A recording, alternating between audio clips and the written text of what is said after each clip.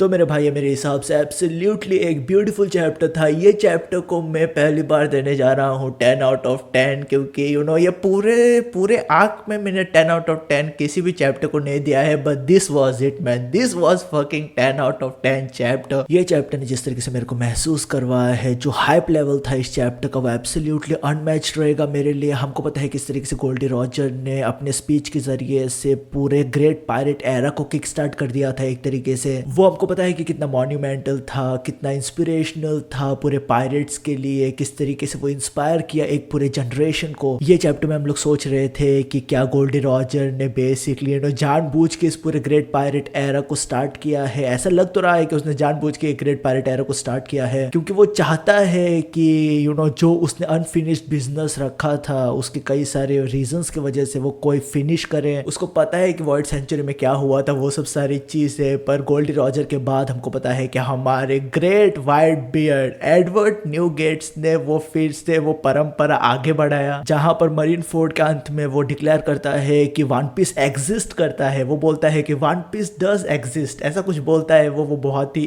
एक iconic scene है पूरे सीरीज में। हमको पता है कि रॉजर और वाइट बियर्ड एक साथ में साके पी रहे थे, और रॉजर बाद में इवेंचुअली कई सारी चीजें बताता है वाइट बियर्ड को। हमने देखा है वाइट बियर्ड को मार्को के साथ बात करते हुए, जब अपने वो क्रू के साथ बात कर रहा था, तो वो बोलता है कि किस तरीके से रेड लाइन के ऊपर लिटरली गॉड बसते थे एक टाइम पे। तो वो परंपरा जो था इंस्पिरेशन का, वो एक तरीके से गोल्डी रॉजर के डेथ के बाद वाइट बियर्ड वो आगे बढ़ाता है, बोलते हुए कि वन पीस एग्जिस्ट करता है। ड्रेस रोजा के अंत में हमारा भाई, the most meanest and the baddest motherfucker in this entire series, हमारा भाई दो फ्लेमिंगो फ्रॉम द डोंकी होते फैमिली, वो डिक्लेयर करता है थ्रोन वॉर। वो बात करता है कि किस तरीके से ये अभी एक ग्रेट वॉर का शुरुआत होने जा रहा है, जहां पर सब सारे लोग फाइट करेंगे उस गद्दी के ऊपर बैठने के लिए, सबसे ऊपर बैठने के लिए उस थ्रोन पे। और फाइनली इस चैप्टर में जीनियस वेगापंक, जिसका सिर माउंट एवरेस्ट से भी बड़ा है, उसने डिक्लेयर किया है एक तरीके से, बोलते हुए कि जो कोई भी वन पीस को ढूंढेगा वो पूरे दुनिया के फेट को चेंज करके रख देगा। ये बोलते हैं हाइप मेरे भाई, ये बोलते हैं स्टोरी बिल्डिंग मेरे भाई, ये बोलते हैं नैरेटिव बिल्डिंग मेरे भाई, ये बोलते हैं अपने ऑडियंस को पंप अप करने का तरीका मेरे भाई। ठीक है, this was absolutely beautiful man. ये चैप्टर में हम लोग जोल्ड्री बानी के ऊपर फोकस कर रहे थे। हमको पता है कि सैंचे गार्सिया सैटर्न बेसिकली वो जायंट के शिप के ऊपर चढ़ गया था, वो कदे उन लोग का एस्केप करने देना नहीं चाहता था, और वो ऑब्वियस बात है कि क्यों ऐसा वो केस है। बट हम देख रहे थे कि प्रीवियस चैप्टर में वो पर्टिकुलरली लूफी और बानी को टारगेट करने की कोशिश कर रहा था, तो ये चैप्टर में हमारा भाई सैटर्न अपने कई सारे टेंटिकल्स के जरिए से वो अटैक करता है। हमको पता है कि उसके टेंटिकल्स में बहुत ज्यादा वेनम है, पर हम देख रहे थे कि कई सारे जायंट्स अपने शील्ड के जरिए से उन टेंटिकल्स को रोक रहे थे, डिफेंड कर रहे थे अपने आप को, और वो डिफेंड कर रहे थे लूफी और जोल्ड्री बानी को। लूफी को हम लोग गियर 5th में जाते हुए देखते हैं, वो गियर 5th में जाके एक खतरनाक अटैक मारता है सैटर्न के ऊपर। ये एक पंच था अच्छा खासा सैटर्न के ऊपर। पर इन सब सारी चीजों में हम लोग जोल्ड्री बानी जो बेसिकली अपने ओरिजिनल फॉर्म में थे, हमको पता है कि वो छोटी बच्ची है, तो वो बेसिकली निका फॉर्म में फिर से ट्रांसफॉर्म होती है। हमको पता है कि वो ये सब सारी चीजें कर सकती है अपने डेवल फ्रूट की वजह से। पर ये जो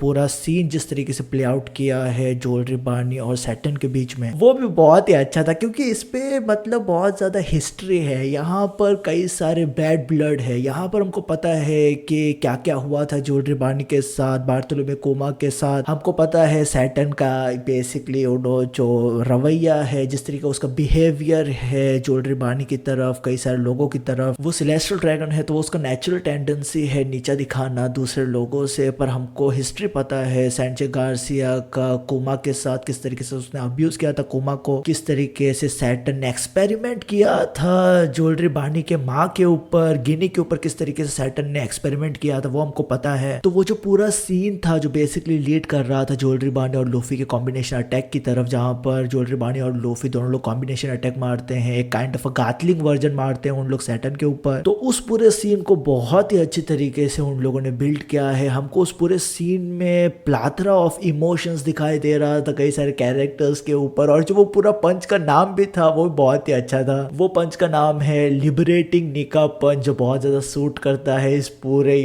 सर्कमस्टेंसेस को या सिचुएशन को। ये चैप्टर के एंडिंग सेक्शन में वेगापंक बात कर रहा था किस तरीके से वर्ल्ड गवर्नमेंट ने through out the history systematically discrimination किया है, सिस्टमैटिकली कई सारे रेसेस को एक्सटिंक्ट करने का कोशिश किया है। जैसे कि हमको लुनारियंस दिखाई देते हैं, बकिनियर्स दिखाई देते हैं, थर्ड आई ट्राइब दिखाई देते हैं हमको। तो इन सब सारे एंशिएंट रेसेस को वर्ल्ड गवर्नमेंट ने ऑप्रेस करने का कोशिश किया, पर ये जनरेशन में ऐसे लोग हैं कई सारे जिनको ऑप्रेस किया नहीं जा सकता है, और इस तरीके के लोग वेगापंक के हिसाब से सबसे ज्यादा करीब है सच्चाई के। ये बोलने के बाद हमको वन पीस के फाइनल पैनल के रूप में one of the most iconic panel मिला है पूरे हिस्ट्री ऑफ वन पीस में। ऑब्वियसली हमको कई सारे आइकॉनिक पैनल्स मिले हैं पूरे वन पीस मांगा में। ये पैनल स्पेसिफिकली उन selective panels of iconic panels में जाने वाला है जहां पर हमको चारों यंकोस दिखाई देते हैं, लूफी, ब्लैक बियर्ड, बगी, शैंक्स, हमको अकाइनो दिखाई दे रहा था, बाद में ड्रैगन वहां पर है, एक बंदा हमको सिल्हूएट में दिखाई दे रहा था, मे बी ये बंदा है जिसके बारे में ओडा बात कर रहा था SBS में कि वो एक कैरेक्टर को इंट्रोड्यूस करवाएगा जिसके आंखों में आई पैच रहेगा, मे बी ये होली नाइट से एसोसिएटेड है, किसको पता। वहां पर हमको फिगारलैंड भी दिखाई दे रहा था, साबो और कैप्टन कोबी भी वहां पर था,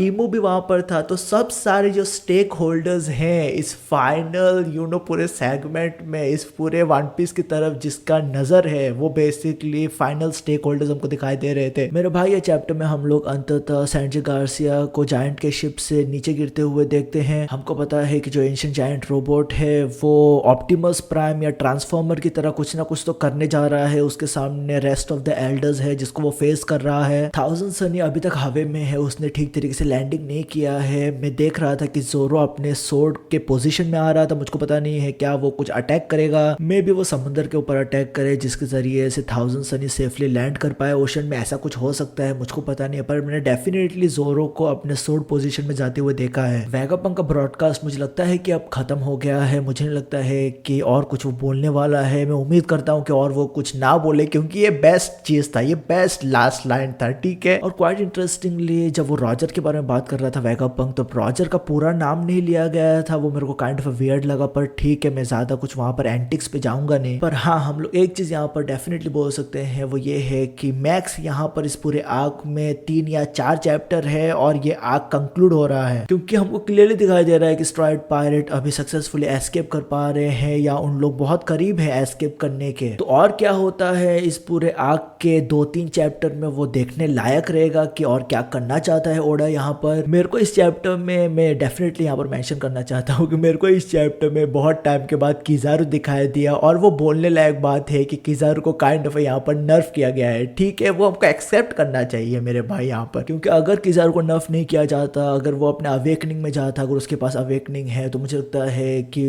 कई सारी चीजें डिफरेंटली यहाँ पर हो सकता था, ठीक है। अभी तक किजारू वहां पर सोया हुआ है, पर मैं जरूर बोलूंगा यार कि ये ओवरऑल क्या आर्क रहा है यार, इतना हाईली एंटरटेनिंग आर्क मुझे नहीं लगता है कि हमको मिला है वन पीस में। ये one of the most highly entertaining arc था। नेक्स्ट हम लोग जा रहे हैं एल्बेफ में, उसका तो एक्सपेक्टेशन और रहेगा लोगों का। एल्बेफ को लेके बहुत टाइम से लोगों का एक्सपेक्टेशन हाई है, पर एगेड आइलैंड आर्क इतना अच्छा इसलिए भी हो पाया क्योंकि लोगों का एक्सपेक्टेशन उतना नहीं था। एगेड आइलैंड आर्क को लेके लोग ऐसे बात कर रहे थे कि ये एक ट्रांजिशनल आर्क रहने वाला है, यहाँ से हम लोग ट्रांजिशन करेंगे एल्बेफ में। वो हमेशा लोगों का basically talk of the town kind of a चीज था, पर ये आर्क ऐसे प्ले आउट करना मेरे भाई, like this was unexpectedly good. तो मेरे भाई मैं ये सब सारी चीजें बात करना चाहता था इस पूरे वीडियो में। तेरा ओपिनियन क्या है मेरे को डेफिनेटली बताना कमेंट सेक्शन में कमेंट करके। तो मुझे याद रखे भाई VRP, ख्याल रख अपना, पीस मेरे भाई।